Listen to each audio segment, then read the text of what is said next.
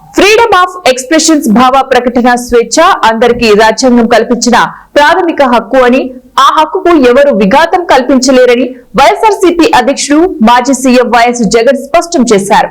తాడేపల్లిలోని వైఎస్ఆర్సీపీ కేంద్ర కార్యాలయంలో బుధవారం మీడియా ప్రతినిధులు అడిగిన పలు ప్రశ్నలకు ఆయన స్పందించారు. సోషల్ మీడియా అంశం రాష్ట్ర పరిధిలో లేదని గుర్తు చేశారు. అది పూర్తిగా కేంద్రం పరిధిలో ఉన్నందున దాన్ని నియంత్రించేలా రాష్ట్ర ప్రభుత్వం చట్టం చేయడం సాధ్యం కాదని తేల్చి చెప్పారు. గతంలో ఆ చట్టంలోని సెక్షన్ 66A కు కేంద్రం ఒక సవరణ చేస్తే దాన్ని సుప్రీంకోర్టులో శ్రేయా సింఘాల్ సవాల్ చేశారని గుర్తు చేశారు.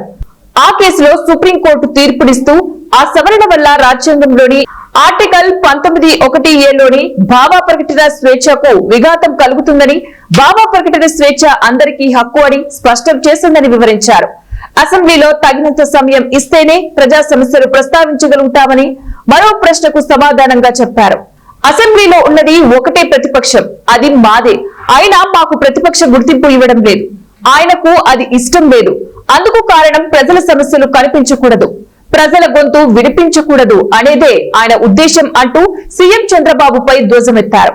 మమ్మల్ని ప్రతిపక్షంగా ఎందుకు గుర్తించడం లేదన్న దానిపై హైకోర్టులో విచారణ పెండింగ్ లో ఉంది. దానికి ఇప్పటికీ స్పీకర్ సమాధానం చెప్పడం లేదంటూ గుర్తు చేశారు.